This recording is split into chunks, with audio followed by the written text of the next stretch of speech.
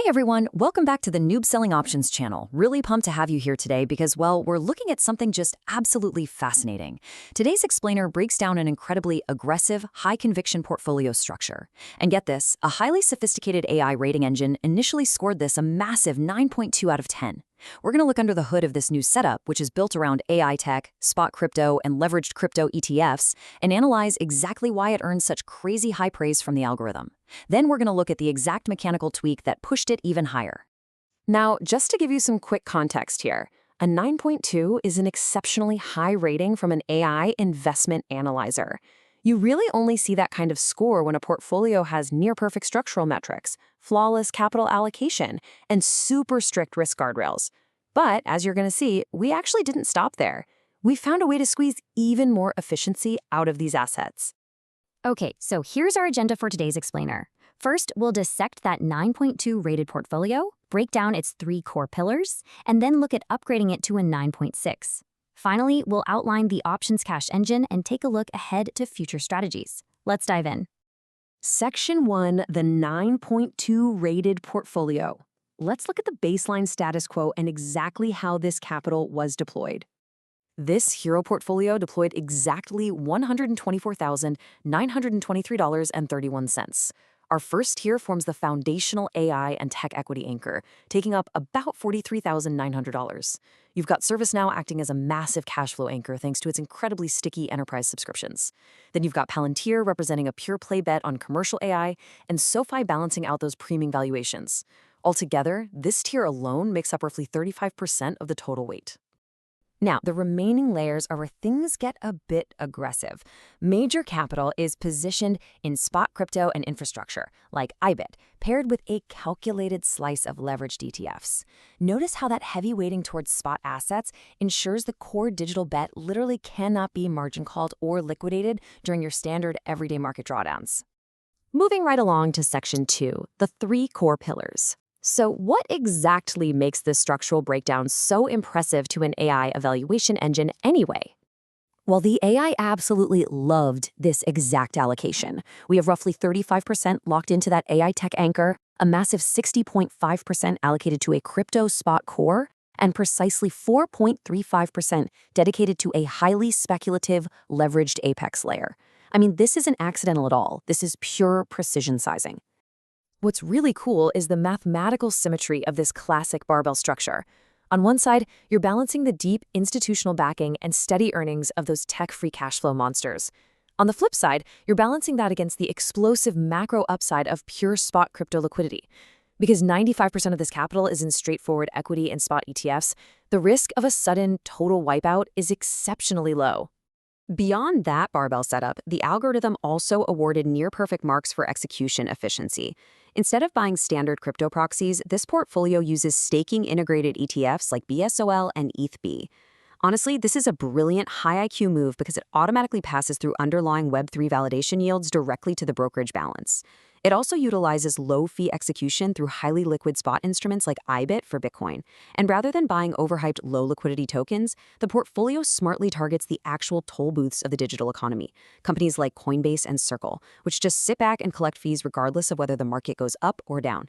Now, the crucial point that prevents this aggressive portfolio from being penalized by the AI is the strict discipline of the 5% apex rule. Let's be real, what usually destroys a portfolio's rating is reckless risk management. By restricting volatile 2x leveraged assets like BitDU, SOLT, and MSTU to just 4.35% of total capital, you essentially secure a massive upside lottery ticket without risking catastrophic volatility decay.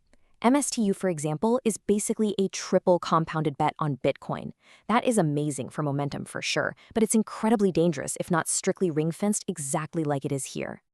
But hey, you might be wondering, if it's so great, why wasn't it a perfect 10?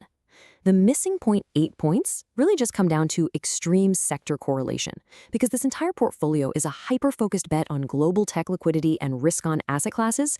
It lacks non-correlated hedges, things like physical gold or treasuries. So if tech or crypto takes a macro breather, the whole portfolio drops in lockstep. But honestly, for an aggressive growth portfolio, a 9.2 is a massive validation of its deliberate execution. That brings us to Section 3, upgrading to a 9.6 and solving the dead space. How on earth do we extract even more value out of our assets without adding fresh external capital? This is where things get really exciting. By introducing a sophisticated, highly disciplined option strategy, the AI score actually leveled up from a 9.2 to a near flawless 9.6 out of 10.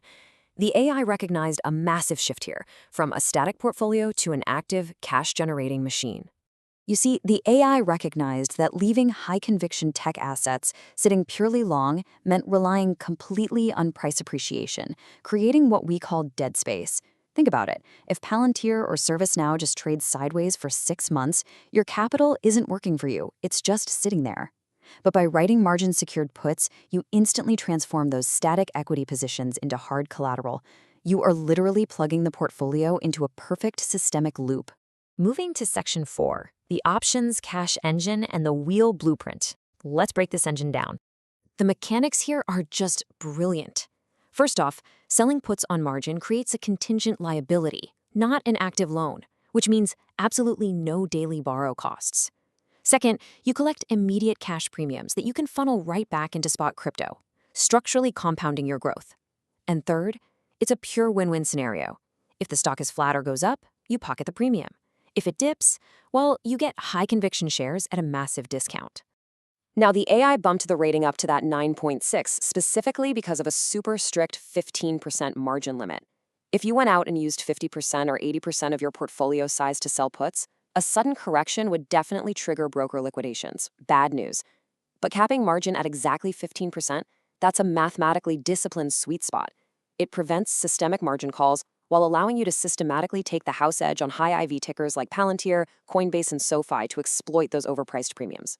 But there is a catch. To preserve that elite 9.6 rating, you absolutely must follow the golden rule of execution. You have to keep your put options strictly out of the money. Think around a 0.15 to 0.20 delta. And you must rigorously look to lock in profits or roll the positions when they hit 50% of their maximum premium value.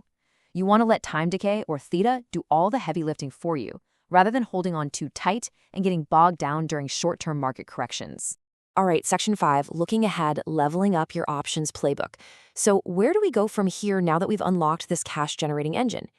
Well, the journey definitely doesn't end today. In our very next explainer right here on the channel, we are going to dive deep into the specific step-by-step mechanics of selling monthly puts and deploying covered calls to further supercharge this exact existing portfolio. We're going to look at exactly how to target those high implied volatility names month over month. But for now, this explainer leaves us with a pretty provocative final thought. And it's a question I really want you to ask yourself today. How much hidden cash flow might be sitting completely dormant in your own long-only positions right now? Seriously, if you have solid equity anchors, are you letting that capital just gather dust, or are you actually putting it to work? I really hope this breakdown completely changes how you view asset utilization. Make sure to hit that like button and subscribe to the Noob Selling Options channel right now so you absolutely do not miss that crucial next explainer on maximizing your structural capital efficiency. Thank you so much for hanging out with me today, and I'll catch you next time.